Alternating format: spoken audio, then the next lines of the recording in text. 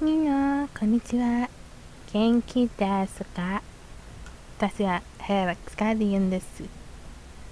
I hope that you all are at least somewhat sane after all of the events of this year have happened. I don't know if I feel sorry for babies that are going to be born after 2021 or happy for them after 2021 because they will never get to experience this sort of nonsense. Um, so yeah, the reason why I am making this video right now is because I wanted to put a little bit more depth into one of my stories that I kind of made an entire planet and civilizations for. The main island that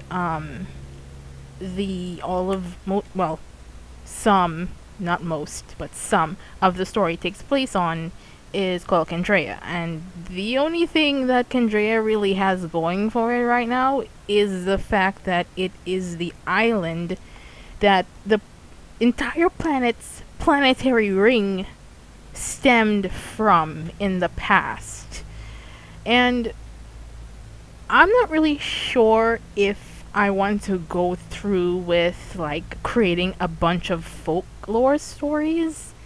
Personally, from where I am, there are several that are really strange and weird, and I think that having folklore stories for Kendréan would make it seem more immersive.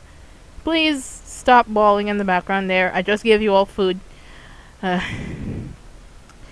So there are like, I don't know how to pronounce half of these words. Like there is the Sukunya, is like a succubi, except that in the night she turns into a ball of fire and goes around looking for people to suck blood off of. And then there are like these duins. I don't know how to pronounce this word.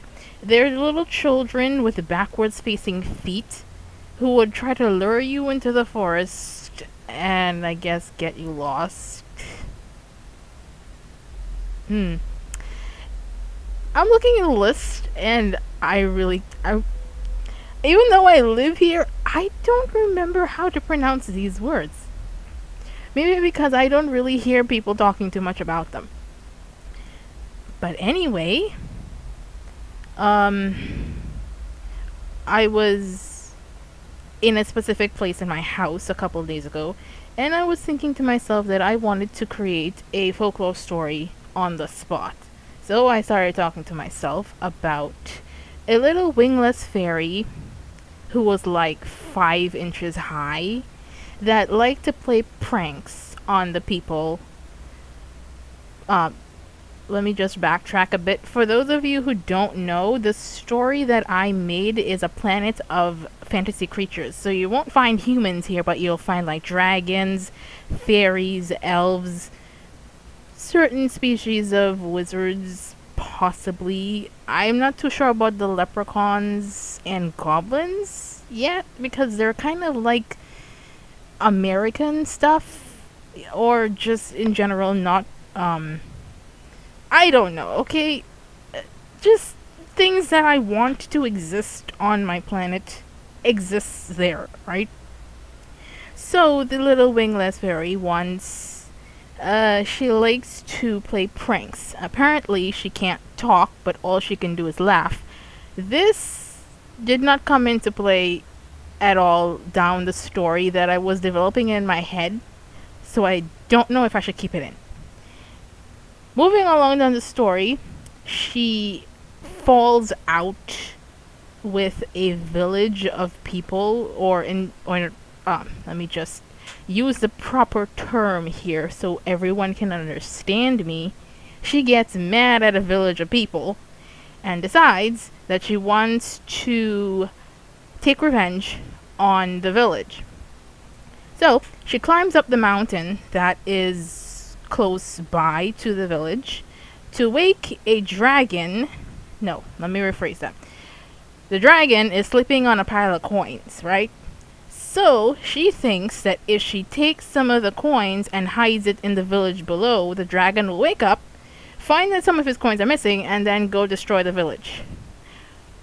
But instead, what actually happens is that the dragon and the villagers realize where the coins are placed in the village, because the wingless fairy is only like 5 inches high, and she can't really get much done in a single night. So what she does is place the coins where she can reach them, which are close to the ground. And realizing this, the dragon does not destroy the village, but instead becomes friends with the villagers as they go about trying to help him find his coins, because they realize something is going wrong here. And the little wingless fairy in the cave, looking down, wondering what's going on, gets really mad, so she climbs to the top of the mountain, and her anger burns so bright that she turns into a ball of fire, and it falls down the mountain and wipes it out. Like, flattens the entire area around the mountain. Then, some of the villagers get killed in that accident, but they decide that they don't want to live there anymore and just go off. I didn't know what happens to the dragon. A couple years later, there are another set of people who decide to put down roots next to the base of the mountain.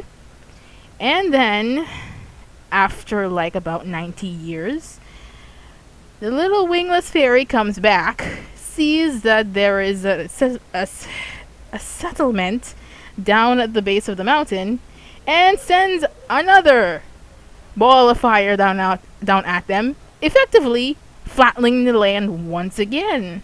And then this kind of keeps going on, where the land is flat and people are like, ooh, this is a good place to put down roots. And then in a couple, like in 100 years or so, it gets flattened by a ball of fire. But in actuality, when you tell the folklore today, it will actually be the fact that the mountain is in fact a volcano with maniacal infused lava, which means that it erupts every 100 years like clockwork. There is literally no way to stop it. And the destructive force is so powerful that it just covers like acres of land around it. So that's the story that I came up with on the spot, by the way. I didn't do any like tweaking or putting in extra characters or taking away extra characters. That's just literally the raw thing.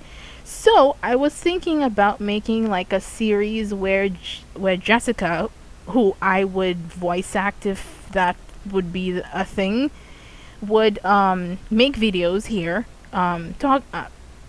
narrating Kendréan folklore. It wouldn't actually be in the story itself, but it would just only be on YouTube. So let me know what you guys think, if you want to like add in or give me ideas for more folklore. Something to note is that yes, my country also has stories of mischievous animals that can talk, that play pranks on humans and such. One of them is I think his name is called Bonancy. He's a little spider that oh my gosh, why do they have to make noise and there's I can't remember what exactly he does to humans, but once he called himself wait, oh gosh dang it, I forgot the name of the car that he called himself. I think it was Benz. I can't remember the first name, the first part of that. Mercedes-Benz. He calls himself Mr. Mercedes-Benz at one point in one of the stories. So yeah, you guys go ahead and if you want to look up Trinidadian folklore, you could go ahead, give me some ideas about folklore, anything really. Just remember that The animals and the people that live on Ferrix aren't human, and they don't really know human traditions, at least until like the planet itself is like 300 years old, because that's when it starts eating humans from Earth, putting them on Earth. I probably should mention that as well. The reason why Ferrix itself is so colonized and, well, like Earth at this point in the story is because humans from Earth got teleported to Ferrix, taught the people on Ferrix how to speak English, how to build stuff and whatnot, and that's how we kind of reached here. So, I will leave you all to it. Stir up those brains. Sayonara.